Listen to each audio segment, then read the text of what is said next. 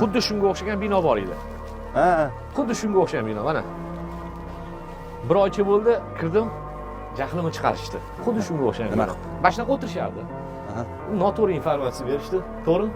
Keyin Mirsayib ketdim, 3 kun srok bizib tashlab binoni dedim. O'sha ikkita odam men jahlim chiqarganda ishdan haydab yuborganda bizib tashladi dedim. Bu bino ko'rgim kelmaydi, boshqa kirmayman bo'lmasa deb.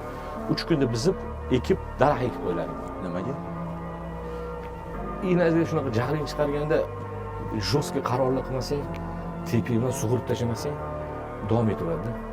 Boshqalarga ham yo'qadi. Yaxshi ishlaganiga ham. Lekin shundan keyin menga 3-4 kun ishlab juda zo'r informatsiya, juda zo'r kerakli mani kallasi ishlatib ish berishdi. Biz peshan tepi. Nima xato qilib qo'yishdi bular? Jahli ish. So'ragan informatsiyamga e'tiborsizlik bilan qarashgan. Men zadaniya berganman, o'sha kun ketishgan bilan ertaga bir kun sutkada qilib beriladi. Hech kim ahamiyat bermagan, boshqa qilmagan. Hozir kelgan gapi gapirmadi, ertasi kun keldi. Yo'q, menimcha narx bo'ladi hisoblamasdan. Bilaman, men narxi oldindan ozgina so'ragan, boshqacha. Keyin ishni haydadim. Keyin biz peshadan. Bo'ldi, skansani haydaverasiz. Qarindosh bo'lsa, farqi yo'q. Yo'q, biz peshadan men. Sizni qattiq qo'lsa ham bo'ladi. Boshqachasiga iloji yo'q. Tegimni olayotgan ish tegimni olib tashlash kerak.